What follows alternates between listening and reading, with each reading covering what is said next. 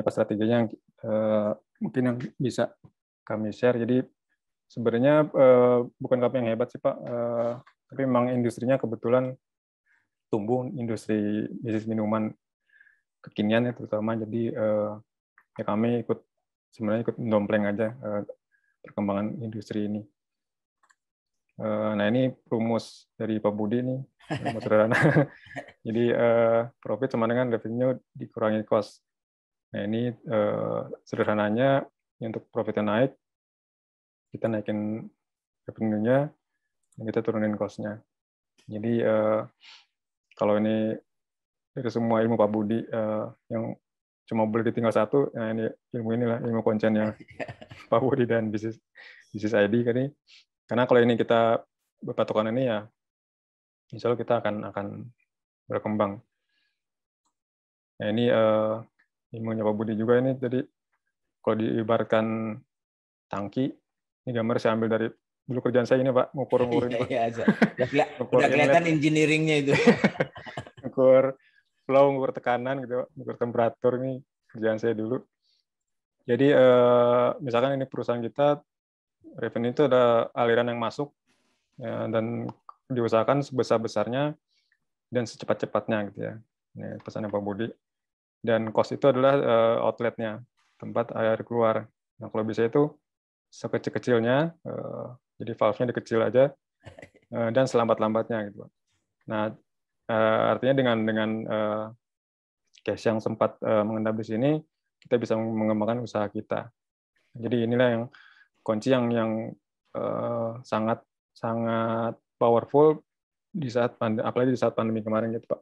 Ya. Jadi pada saat revenue kami turun, jadi PSBB itu kan Maret ya Pak, Maret, ya. April, itu 3 bulan itu kami turun hampir sampai 50% lebih ya.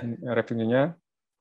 Nah kalau misalkan outletnya tetap di ya, terus masalahnya di kemarin ya udah pasti kita akan lewat. Jadi makanya kita mengecilkan cost ya. Sampai kita terus mencari revenue sumber yang lain. Ya. Nah, pertama mungkin yang saya mau share cost reduction yang kita lakukan. Ya. Jadi pada saat PSBB itu pertama kita saya sama Mas Hafiz langsung meeting intens, jadi skenario-skenario yang akan terjadi sampai skenario terburuk. Ya kita mengurangi karyawan dan ya alhamdulillah nggak sempat kejadian. Yang pertama itu kita menagih dan negosiasi AR atau piutang. Jadi kita langsung list siapa aja yang belum bayar, terus kita langsung ya kita tagih dan kita menegosiasi kontrak-kontrak yang sudah ada dengan klien. Ya. Misalkan kita mempercepat pembayaran atau dengan DP segala macam. Jadi tadi kita usahakan uang itu masuk cepat-cepatnya dan sebesar-besarnya supaya perusahaan tetap hidup. Yang kedua kita menegosiasi AP atau utang. Jadi kita ke vendor-vendor, ke supplier kita datangin satu-satu, terutama vendor yang besar yang utama. Jadi kita menegosiasi lagi pembayaran, apalagi ada beberapa yang dengan dolar Pak, ini kita pembelian mereka, tapi kita ke dia rupiah tetap, itu kita negosiasi, entah diperpanjang atau TOP-nya atau diskon lebih besar lagi gitu. Jadi semua vendor kita negosiasi. Jadi ya tadi Pak kita kecilin katup keluarnya, valve keluarnya, supaya uang bisa lebih berputar. Terus kita mengambil program relaksasi pen. Jadi untuk membangun pabrik kita kebetulan mengambil KUR Pak dari Bank Nasional. Pada saat hari pertama pemerintah ngeluarin program pemulihan ekonomi nasional, itu kan salah satunya untuk UKM diberikan relaksasi KUR. Jadi saya langsung ke Bekasi itu waktu itu banknya, dan kita alhamdulillah dapat 6 bulan. Relaksasi ya? Ya mundur Pak pembayarannya, tidak membayar selama 6 bulan. Betul, mundur. Terus memangkas gaji 50% Pak. Jadi ini terpaksa kita lakukan karena ini kita sudah sampai ke skenario yang berikutnya. Jadi kita harus memangkas gaji dan kebetulan memang harus untuk menjaga jarak dan menjaga kerumunan, jadi kita karyawan harus dikurangi masuknya, jadi kita gantian. Ya. Jadi bukan WFA Pak, tapi memang on off gitu. Ya. Jadi 50% alhamdulillah karyawan bisa mengerti dan menerima. Ya. Ya, karena semua memang ini darurat semua. Ya, membayar THR. Jadi di bulan Mei itu benar-benar apa ya benar kata orang, kalau nggak gila aja udah syukur. Jadi ya, itu terendah, penjualan kita terendah Mei itu. Terus itu ada bulan puasa dan ada Lebaran, kan kita harus bayar THR. Jadi waktu itu kita bernegosiasi dengan karyawan, jadi kita bayarkan bertahap, jadi selama beberapa bulan. ya. Jadi, tapi kita tetap melaksanakan kewajiban kita membayar THR. Alhamdulillah masih bisa bayar THR seperti itu dengan tadi yang uang yang kita benar-benar kita atur sekali. Ya. Terus penguasaan inventory yang ketat, jadi produk-produk yang slow moving itu kita buang kalau perlu, atau kita perkecil produksinya. Jadi kita benar-benar inventory-nya, days of inventory itu kita buat singkat supaya uangnya tetap muter gitu. Kita mencari alternatif supplier. Jadi kalau tadi beberapa supplier tidak bisa memberikan keringanan, jadi kita terpaksa mencari alternatif yang lain, supplier tentunya dengan kualitas yang sama. Kita cari yang harganya bisa lebih rendah dan bisa memberikan term of payment yang lebih panjang. Ya. Karena alokasi budget iklan yang lebih tepat, jadi seingat saya budget tidak dikurangi Pak, tapi kita tempatkan di tempat yang lebih tepat, yang efektif, lebih efektif tuh Pak, yang langsung ke penjualan. Jadi untuk awareness itu kita kurangi, kan kita langsung iklan ke penjualan yang langsung mendatangkan income gitu Pak. Nah ini tadi Pak, cost yang kita berusaha kecilkan, mungkin ada beberapa poin yang saya lupa, tapi yang itu yang terutama kita lakukan, terutama 3 bulan awal PSBB itu Pak, pandemi. Ya. Ini revenue-nya nih, ya kita mau nggak mau udah nggak bisa kemana-mana karena seluruh Indonesia memang sedang turun karena PSBB, dan seluruh dunia malah. Cuma kita berusaha mencari strategi yang lain. Nah, jadi saya kebetulan sama Pak Mas Hafiz itu sepakat bahwa ya seperti pertandingan bola Pak, menyerang itu adalah pertahanan yang terbaik. Jadi dari awal kami nggak ada kosakata bertahan di era pandemi atau survival di era pandemi, tapi kita berusaha menyerang gitu Pak. Oke. Jadi makanya ke tim kita juga, jadi terutama tim sales ini berarti kan pembelian per customer berkurang Pak. Ya. Terus saya tantang gimana caranya supaya sales kita tetap gitu ya. Artinya kita memperbanyak jumlah customer, berarti kan dengan horizontalnya betul. Yang ini karena per customer turun, berarti kita membanyak customer. Jadi ini kita intens sekali, terutama dengan tim sales dan marketing, untuk tetap menyerang ya, dengan ya tadi kita menyingkirkan kata-kata bertahan. Jadi kita usahakan untuk menyerang, selalu menyerang itu. Ya. Kita menjual cepat, stok berlebih. Nah ini ada satu kecolongan kita di saat tadi ya, dari sales turun, dan di awal kita bangun pabrik itu kita meng-hire seorang PPIC Pak, Product Planning and Inventory Control gitu ya. Ya. Nah menurut CV-nya sih bagus, dan dari referensi orang itu Pak. Cuma ternyata parah, jadi dan kalau kita berlebih ya itu Pak, makanya kita masih cupu banget ya Pak, secupu-cupunya dikit, stok berlebih, dan parahnya berlebih, ada yang berlebih di produk yang slow moving gitu. Ya. Bahkan ada yang berlebih sampai untuk sekian bulan, bahkan 12 bulan, 13 bulan gitu Pak stoknya. Jadi dan itu uang mandek itu banyak sekali Pak. Jadi untuk ukuran kami itu benar-benar ya panik dan ya marah juga gitu Pak. Maksudnya di awal pandemi itu si uang kita turun, ya ini ada stok berlebih bisa segini itu. Jadi kebetulan langsung kita masih probation, kita langsung putus kontraknya Pak. Itu satu-satunya yang kita keluarin orang karena memang tidak perform di sini. Jadi kalau itu kan jalan keluarin kita mengadakan promo Pak, ini sampai ini sekali-kalinya kita diskon ini Pak, jual murah, karena jual murah itu kan image-nya produk kita nggak laku, jadi kita memang tidak pernah melakukan promo, makanya karena kita mengejar tadi Pak uang yang masuk cepat-cepatnya dan sebesar-besarnya, jadi kita nih jual. Dan ini di bulan puasa Pak, bulan puasa ini kita jor-joran banget ini. Ya alhamdulillah dengan promo ini, ya mungkin ada hikmah juga ya Pak. Sekarang saya bisa ngomong ada hikmahnya. Dulu sih sebel banget. Jadi, karena stok berlebih kita bisa promo dan orang lebih tahu tentang Forest. Ya.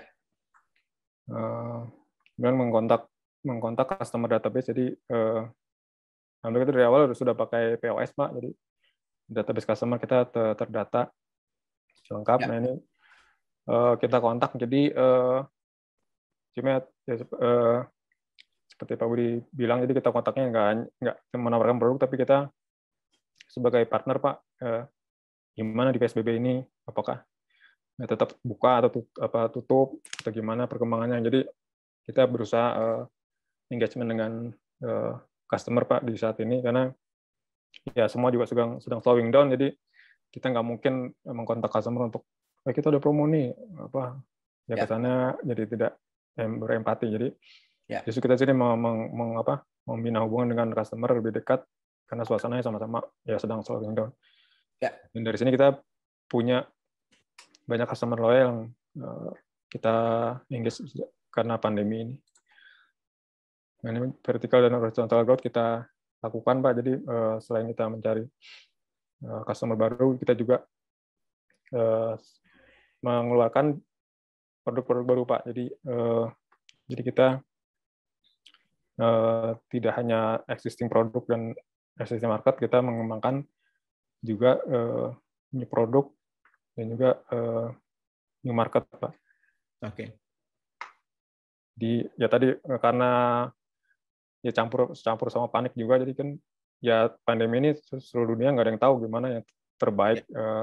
Kita melakukan strateginya, jadi ya pokoknya kita apa bisa kita lakukan, kita lakukan. Salah satunya kita terus berinovasi Pak. Karena tadi kita strategi tetap menyerang, jadi kita tetap berinovasi. Jadi kita nggak menunggu bola datang. Jadi ini di bulan April kita meluncurkan ini Pak. Dulu musimnya Dalgona dari Korea nih, Korea. Jadi kita meluncurkan juga powdernya. Kalau nggak salah ini kita yang pertama kali Pak betul. Menjual ini dalam bentuk powder.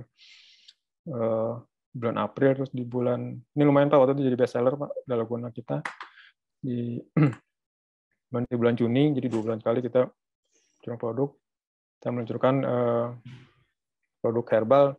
Jadi ini berdasarkan riset kan, herbal itu membantu meningkatkan daya tahan tubuh. Jadi kita waktu itu langsung riset, bahkan ini produk ini tadinya mau kita luncurkan dengan konsep reseller Pak. Cuma setelah kita pelajari, pokoknya model bisnisnya beda lagi dan resource-nya sangat berat, akhirnya kita jual sebagai powder. Ada sekitar 5 varian ya, mengandung ekstrak herbal nih Pak. Jadi waktu itu juga sempat booming ya, karena memang zamannya kan zamannya herbal dulu ya. Pon-ponan. Jadi di bulan Agustus kita meluncurkan ini Pak. Jadi di teman-teman bisnis minuman itu dulu sempat booming yang minuman rasa buah dicampur dengan Yakult.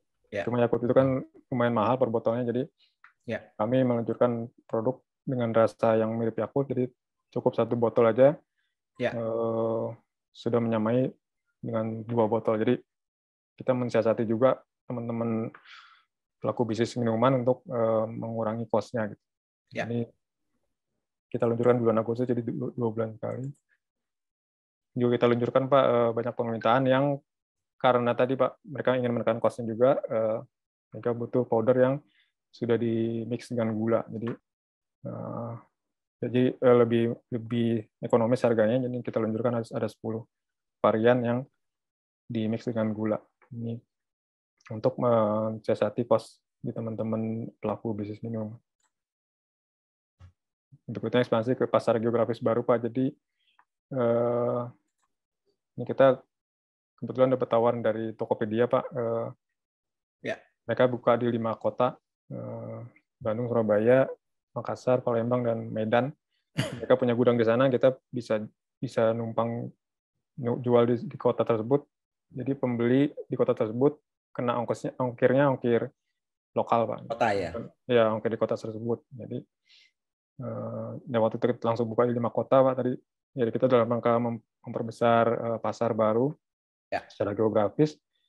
Yang melihat terutama di Bandung dan Surabaya ini pesat sekali perkembangannya Pak. Oke. Terus merilis kita ada divisi baru Pak, Forest Pack. Jadi kita mencetak sablon yang berhubungan dengan minuman juga. Ini sebenarnya profitnya tipis, cuma kita dalam rangka tadi Pak, dalam rangka menjaring customer baru. Mungkin dari cupnya dia tahu, oh ternyata Forest juga jual powder, ya mungkin beli powdernya ke kita daripada dia bisa-bisa beli gelasnya di tempat lain, beli powdernya jadi langsung ke kita. Ini kita lakukan juga di bulan Oktober ini kita launching sablon ini. Ya beli mesinnya kita pakai kartu kredit Pak dengan cicilan 0%. Jadi benar-benar ya tadi memperkecil pengeluaran, memperlambat pengeluaran. Ya. Juga kita meluncurkan divisi baru Pak, Forest Training Center. Nah dari ini kita luncurkan, jadi dari customer yang kita kontak tadi Pak, jadi banyak beberapa yang sebenarnya pengen belajar, pengen menambah ilmu tentang bisnis, tentang sales, tentang bisnis minuman. Jadi kita waktu itu meluncurkan Forest Training Center ini free Pak untuk teman-teman yang ingin belajar bagaimana mengembangkan bisnis minumannya gitu. Jadi mungkin hanya dengan belanja sekian jumlah sekian mereka bisa ikut training kita gitu. Ini sementara masih di internal Forest, nanti ke depannya kita akan mungkin mengundang yang lebih pakar di bidangnya gitu. Kita launching Agustus juga kita launching. Nah, ini di kuartal keempat gitu Pak. Jadi alhamdulillah Pak, Maret, April, Mei kita drop sampai 50% ya. Nah, Juni itu kan habis Lebaran Pak, jadi alhamdulillah mungkin ya berkahnya Lebaran. Justru di Juni itu kita sales terbesar Pak sepanjang Forest buka. Jadi puncaknya di Juni, alhamdulillah terus Juli terus berkembang. Nah, di kuartal keempat ini kita meluncurkan slogan ini Pak, menyalip di tikungan Pak. Jadi karena beberapa kompetitor kita analisa mereka masih menunggu mungkin 2021 Pak. Jadi beberapa bisnis pun menunggu di 2021 awal. Nah, saya bilang sama teman-teman, kita kalau sama-sama nunggu di awal 2021, kita sama aja kayak balap motor di trek lurus gitu. Semua orang juga bisa menang gitu. Nah di 3 bulan terakhir ini, 3 bulan terakhir 2020 ini, bisa orang-orang lagi mungkin masih ngelap. Iya masih ngelap motor gitu, masih manasin motor. Nah kita udah nyalip di tikungan Pak. Jadi di 3 bulan terakhir ini kita push ya, selain juga untuk menutupi penjualan di kuartal yang Maret sampai Mei itu Pak yang anjlok, yang kita kejar di 3 bulan terakhir ini. Ini jendela kita, celah kita untuk bisa di depan gitu. Jadi kalau kita nggak nyalip di tikungan, kita pada saat garis lurus kita udah ketinggalan. Jadi teman-teman ini satu tim ini, satu perusahaan kita benar-benar ngejar di 3 bulan terakhir 2020. Dan alhamdulillah Pak di akhir tahun itu walaupun nggak mencapai target, tapi visi kita masih berkembang 2 kali lipat Pak, 110% dibanding 2019. Jadi, wow, luar biasa. Ya alhamdulillah kita juga nggak nyangka. Jadi teman-teman apresiasi sekali dengan teman-teman tim Forex karena kita sama-sama tadi tidak mau menyerah dan kita terus menyerang itu.